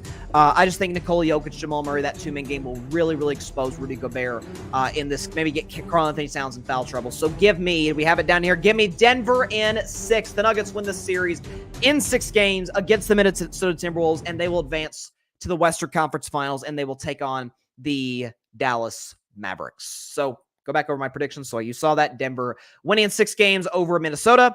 On the other side of the Western Conference bracket, I think if the Mavericks face the Thunder, they'll win in 7. If the Clippers face the Thunder will win in 5. To the Eastern Conference, I got the Knicks in 6, part 2, against the Indiana Pacers, advancing to their first conference finals in quite some time. I think 2.5 decades, if I'm not mistaken. And if the Boston Celtics face the Magic, they'll win in 5. If they face the Cavs, they'll also win in 5. I talked about coming into the playoffs. The Boston Celtics should not have more than 2 losses coming into the Eastern Conference Finals. I thought gentlemen sweep Miami. Miami got that surprising Game 2 win. I said, I'm going to give the Heat a win just for Heat culture, and they got it. They shot like crazy from 3-point range in Game 2. And then after that, Boston's like, okay, we need to stop screwing around. We need to take care of this series quickly, and none of the games were close after that. So there you go. And I don't think Cleveland or Orlando, particularly the offensive end of the floor, matches up terribly well with the Boston Celtics. So Boston in 5. So that means we get a Boston, New York. Listen, Boston, New York, do they not have a playoff history in all their sports or what? Man, so you could get a Boston, New York Eastern Conference Finals, and I think a Denver, Dallas Western Conference Finals, which would pit Jokic versus Luka and would make it, are they from the same? I could be wrong on this, but I think they might be from the same country, if I'm not mistaken. Okay, so let me get this. Let me get some of these graphics uploaded because I want to do this last segment. Because today, normally I would end a show by doing playoff predictions or any predictions of any kind. I tend to, anytime there's a prediction needs to be made, I tend to end the show with it. This show, however, is not the case, as we can get these graphics loaded. So this may surprise folks, but I've only been into Star Wars for about a year, almost exactly. So, crap, it looks like we're dealing with rough connection again. Okay, sorry, I'm watching my monitor because my thing says the connection's bad. It looks like we're good. Okay, so let me put that together again. I've only been a Star Wars fan for about a year. My sister, shout out to her, she got me into it in like the spring of last year. We watched the original trilogy original trilogy prequel sequels, and then I've gotten into Mandalorian, Ahsoka, the Obi-Wan Kenobi, some of the Disney Plus stuff. And I am now officially hooked. I am hooked in every way, shape, and form. Love it, from start to finish. And I did a segment last year where I compared Star Wars characters to athletes, right? Like I forget some of my comparisons. I know I compared at one point LeBron to Darth Vader because LeBron and Darth Vader were literally both were deemed the chosen one. Both went through the early stages of their career, or Anakin Skywalker's life, where they are just this uber talented. People are kind of jealous of them, but they feel a sense of disrespect. LeBron couldn't quite get past teams in the playoffs like Boston or Orlando because he didn't have enough help around him. Anakin felt disrespected because the Jedi wouldn't appoint him to be the council, even though he was clearly good enough to be on it. And so they essentially, I didn't think LeBron really turned to the dark side, to be honest with you, but Anakin definitely did, became Darth Vader. LeBron went to the Heat. Everybody hated LeBron James, but then I say this in quotes because I don't really think it was as big as some people think as far as the redemption arc. I don't think LeBron needed to be redeemed, but redeemed himself by going back to Cleveland, back to his hometown, and winning a championship in 2016. Anakin obviously redeemed himself. Spoiler alert, but the movie, this is actually, you know what? This is a spoiler. The movie came out 41 years ago, okay? Is Anakin obviously, or Vader, redeemed himself, brought balance to the Force by destroying Palpatine to save his son, Luke Skywalker. So there you go. So again, that was some of the comparisons I did. So today, May the 4th is tomorrow. Again, I've got my Star Wars hat on right now. I've got this Darth Vader, like Halloween themed t-shirt on as well to celebrate this momentous occasion. May the 4th is tomorrow. So this idea came from Barry, and I mentioned that early in the show, mentioned it to him. What if we compared midichlorian count, which only Star Wars fans will understand what that is. And I'll define midichlorian for those that may not know in just a second. Midichlorian count for sports teams relative to their characters. Now, more on the criteria for that in just a second. But first, the criteria for midichlorians, the definition of midichlorians. We can put this up here right now. This is according to, I think, WookieFandom.com, but I'll take their word for it. Midichlorian, the scientific name for a species of sentient and microscopic organisms that inhabited the cells of every life form. Their existence was integral to the all-encompassing energy field known as the Force, connecting the living force to the cosmic force. And Qui-Gon Jinn, played by Liam Neeson, explains this in episode 1. I remember seeing something like that was a really big controversy when The Phantom Menace came out in 1999, which I'm actually going to see that movie tomorrow for its 25th anniversary. So I'm very excited to see it on the big screen. So under that definition, midichlorians, what it means, how basically in the simplest terms possible, it's the biological structure that makes you strong in the Force. That's basically what it is. So we can go ahead and put this up and look at the sports team's equivalent to Star Wars characters through midichlorians. So if we can get the background music going on right now, here we go for this segment. Jedi, Sith, you know the whole drill. Here we go. We will start with the first one. So I thought about this one for a little bit. Is the Boston Celtics, okay? The Boston Celtics. I decided to equate the Boston Celtics in terms of their midichlorian count. I gave them 19,000, which, according to StatCrunch.com, that's where we're getting my midichlorian equivalent totals. I give the Boston Celtics 19,000 midichlorians, which is equivalent to that of Master Yoda. So, again, the Celtics Yoda, 19,000 midichlorians. Essentially, the reason I'm doing this is because first of all, both are green. Second of all, both have a long history of being very powerful. The Celtics, of course, winning 1 million championships, 11 to be exact, back in the 50s, 60s, I believe the 50s, 60s, and 70s. Obviously, Master Yoda lived to, I think, about 900 years old. And so, again, great in their prime. They were basically unstoppable. But Yoda did, if you watch the prequels, Yoda did struggle at times with an old Count Dooku, and he lost, like straight up lost to Palpatine at the end of Episode 3, Revenge of the Sith. The Celtics are kind of similar. Since the 1980s, since the year 1990 rolled around, they have one NBA championship, which they won in 2008. So it's like, they're great. This year they won 64 games. They're still great, but we're still sort of waiting for them to get back to what they were, and they may never do that. Boston getting back to the years of winning 11 championships, that's not realistic for anybody. Yoda going back to the days of being what he was at his peak. I mean, I can imagine 500, 600-year-old Yoda. The guy had to be unstoppable. So there you go. That's the midichlorian count for the Celtics, 19,000. To the Buffalo Bills. I think the Buffalo Bills was a good one. I'm going to give them, make sure I get this total right, I'm going to give the Buffalo Bills 12,000 midichlorians. And that is, and I was shocked to see what the equivalent of this was, 12,000 midichlorians. That is how many midichlorians Darth Maul has. Okay, so 12,000 Buffalo Bills, Darth Maul. So the reason I gave him that many is this. You're like, Bryson, the Bills have never won a Super Bowl. Yes, but they didn't go to 4 straight in the 90s. And in the last 5 years, they've been to a conference title game. They've played the Kansas City Chiefs to the wire. The dynasty in the NFL, the Kansas City Chiefs, played them down to the wire. But like Darth Maul, they've got a kryptonite. The Buffalo Bills' kryptonite in the 90s was the Dallas Cowboys, and really anybody they met in the Super Bowl, basically the entire NFC. And the Buffalo Bills' kryptonite today is the Kansas City Chiefs. They just can't get by Kansas City. Darth Maul just couldn't beat Obi-Wan Kenobi. He couldn't do it. Obi-Wan beat him as a freaking Padawan in Phantom Menace. Beat him in, I think Rebels when they were both older. So again, and he kind of lives rent-free. Obi-Wan kind of lives rent-free in Darth Maul's head. There's parts of Darth Maul's story that makes you feel kind of sorry for him. You feel sorry for Buffalo Bills fans. They've never gotten to experience the thrill and joy of winning a Super Bowl, no matter how loyal they are to their teams. So that to me is the equivalent. Buffalo Bills, Darth Maul, both have 12,000 midichlorians. Looking down the list. Let's go to my Pittsburgh Steelers. Now, I liked this one. 17,000 midichlorians, which is equivalent to that of Obi-Wan Kenobi. So, 17,000. That's a lot, but it's nothing mind-blowing. Top 10, Pittsburgh Steelers, 6 Super Bowl championships, most ever.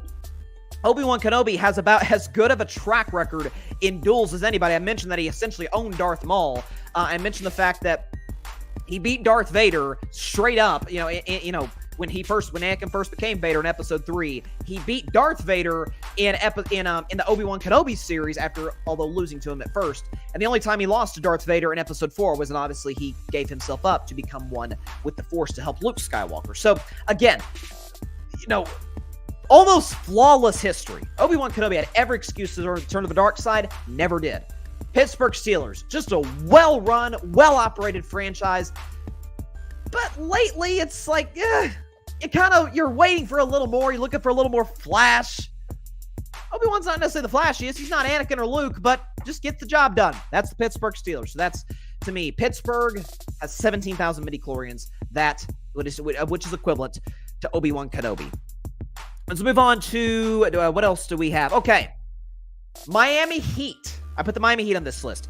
I'm giving the Miami Heat 23,000 midichlorians. You're like, Bryson Carver, what are you doing? The Miami Heat have not been around for that long, but they have been as successful as any team, in the Eastern Conference in that span. They got 3 NBA championships in the 21st century. They've been to 4 other finals in that span. You always look at them as kind of the underdog. They're not supposed to win certain series that they're involved with, but they just have good leadership. They're well run. And when you absolutely need them the most, they get the job done. 23,000, that is equivalent to that of Princess Leia. Okay, again, all of this, of course, is according to StatCrunch.com. So he had 23,000 midichlorians. That is the same that Princess Leia has, because obviously Princess Leia is the ultimate leader. She obviously in the sequels became General Leia Organa. And again, when you needed Princess Leia to come through for you, she was able to all throughout the original trilogy, throughout large portions of even the sequel trilogy as well, which I know everybody hates, but obviously she was able to get it done as well. Even when they're massive underdogs, you just rely on them to be able to come through. So 23,000 midichlorians. That may seem like a lot for a lot of people, but I've always respected the Miami Heat. So that is what I am giving them. Okay, next one. So looking at that list, who have I not done? Okay, let's go to our next one. San Antonio Spurs. They also have 23,000 midichlorians. So they won 5 NBA championships. That, I believe, is the 4th most of all time. And ever since they've gotten the leadership of Greg Popovich, the upper management they've gotten in San Antonio, their peak was about as impressive in terms of the longevity as we've seen in the history of the NBA. So in the Tim Duncan, Greg Popovich era, the first title came in 1999. The last title came in 2014. Won 5 titles over the course of 15 years. Really, only the Patriots can say they did something similar to that. Obviously, the Patriots won more Super Bowls, but that to me is the equivalent. But the Spurs after that, had some decent playoff runs, then went to just being flat out terrible. But now, with the arrival of Victor Wembanyama, the future couldn't be more bright. Where it's, again, the Spurs. Great history during their dynasty, flat out awful in the middle. And now that they got Wemby, give it 5 to 10 years. I think they're going to stack some more Larry O'Brien trophies. That, to me, 23,000 midichlorians is the equivalent of Luke Skywalker. The reason I say that is because Luke Skywalker sustains this greatness of everything you're supposed to be in a Jedi, right? He's strong in the Force in episode 4, but untapped potential. He takes on Darth freaking Vader in episode 5 and lost his hand, but still ended up alive. And then episode 6, he beat Vader straight up and indirectly destroyed the Emperor because Vader saved him by beating Palpatine. But middle Luke Skywalker's life, which I hate the way they portrayed him in the sequels, hate it. So does Mark Hamill. Essentially, he became this old, miserable, bitter, curmudgeon-y guy. But at the end of episode 8, and he essentially gives his life to do this. Remember, he transports through the Force. He transports himself to take on Kylo Ren to allow what was left of the Resistance to escape the planet of Crate, which was able to fuel them again to eventually winning the war in episode 9. So, again, rough patch for Luke in the middle. Amazing early and just great, classic, great late into his life. And for the Spurs, I think they're about to enter a similar stage with Victor Wembanyama. So there you go, 23,000 midichlorians do the San Antonio Spurs have. Who do we have left? We got We got 1, 2, 3, 4, 5 left. Okay. Let's move on to the Golden State Warriors. The Golden State Warriors have 18,000 midichlorians. That is equivalent to that of Mace Windu, played by the great Samuel L. Jackson. So, 18,000 midichlorians. So the Warriors, the Spurs had a rough patch, but it wasn't that long. The Golden State Warriors, for 40 years, most of those absolutely sucked. Were horribly well run.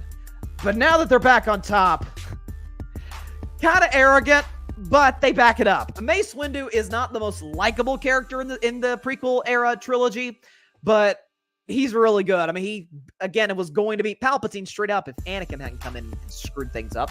But powerful with the Force, great with the lightsaber, probably the best Jedi with the lightsaber at that particular point in time outside of Anakin.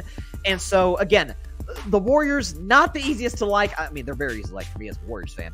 But just, again, they were always the last team standing. If it hadn't been for Anakin, Mace Windu would have been able to say the same thing and be able to knock off Palpatine, but that was not the case. So Golden State Warriors, 18,000 midichlorians. We have 4 left.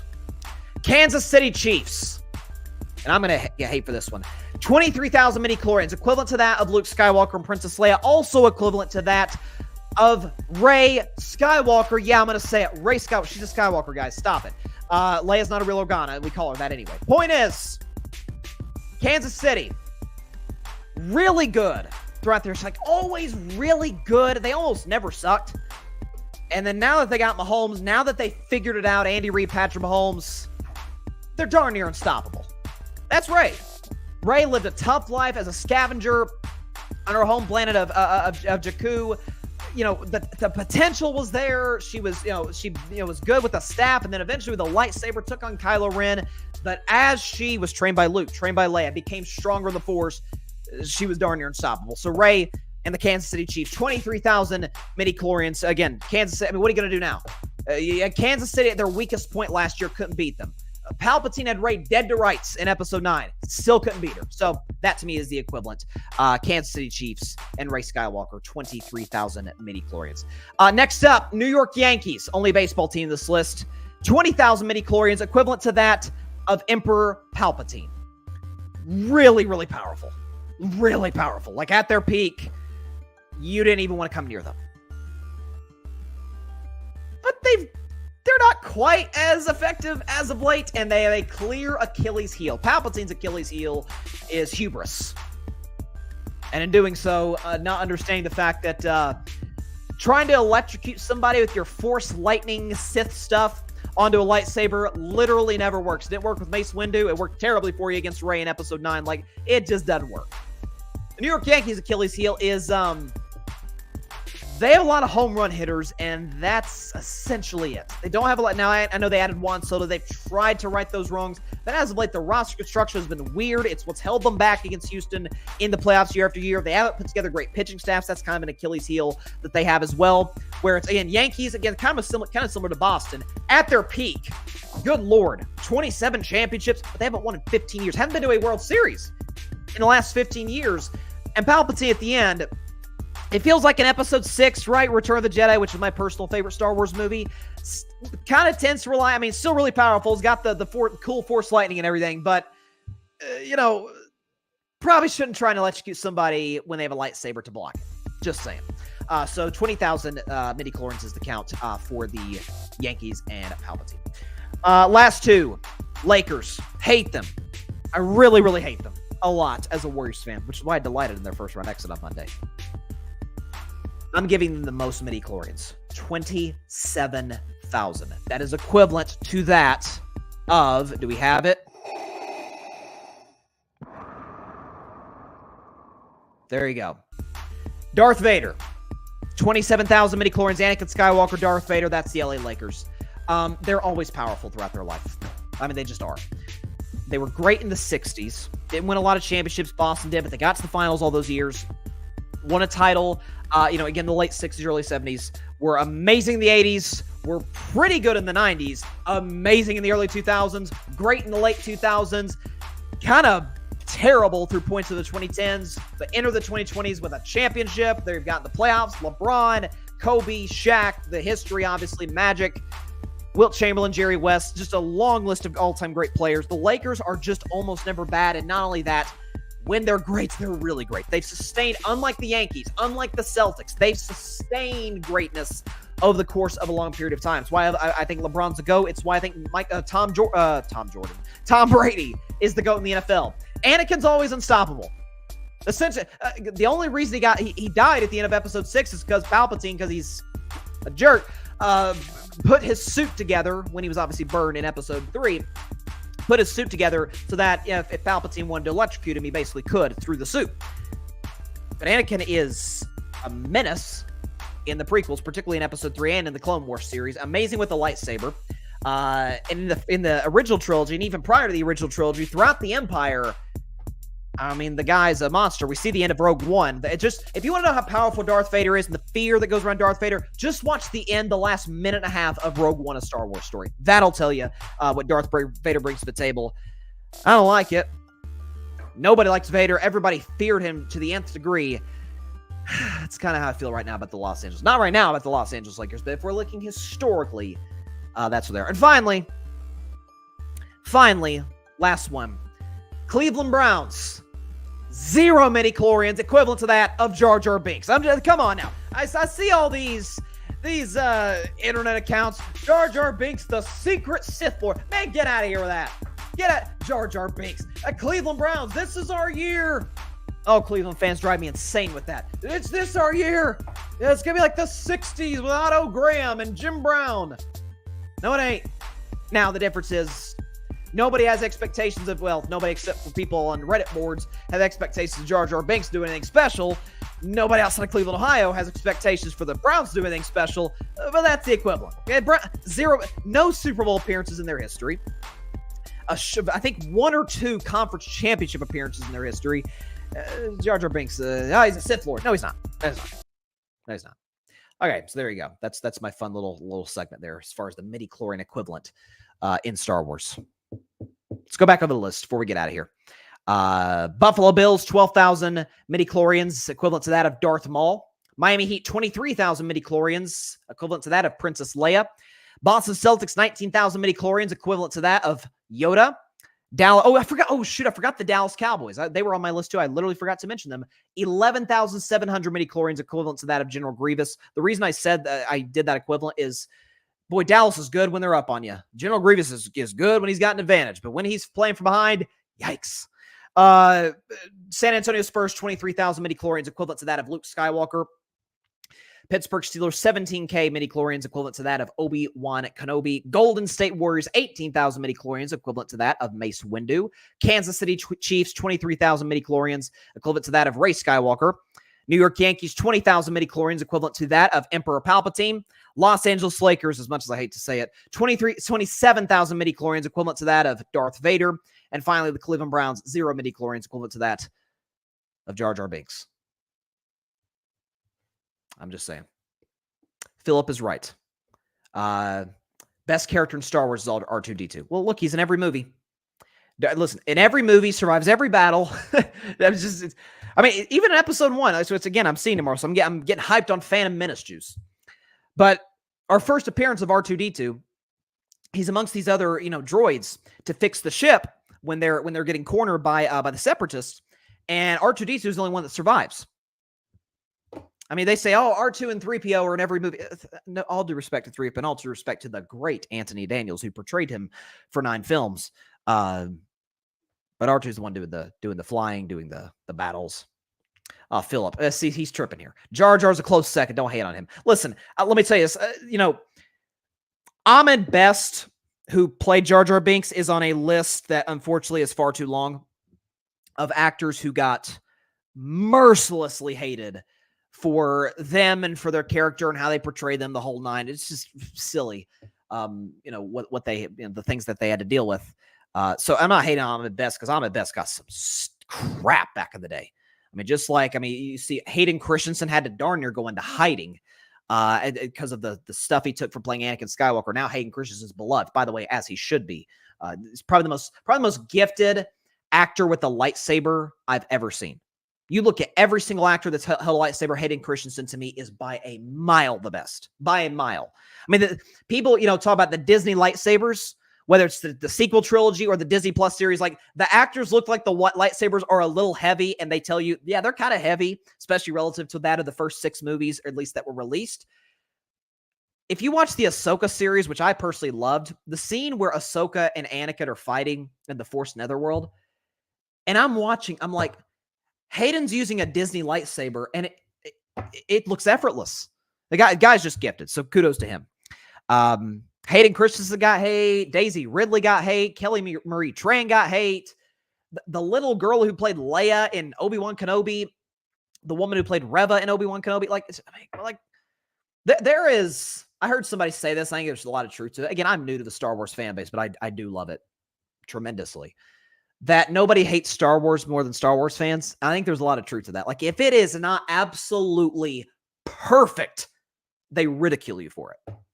And by the way, is a movie, again, some movies are just objectively great movies and objectively bad movies.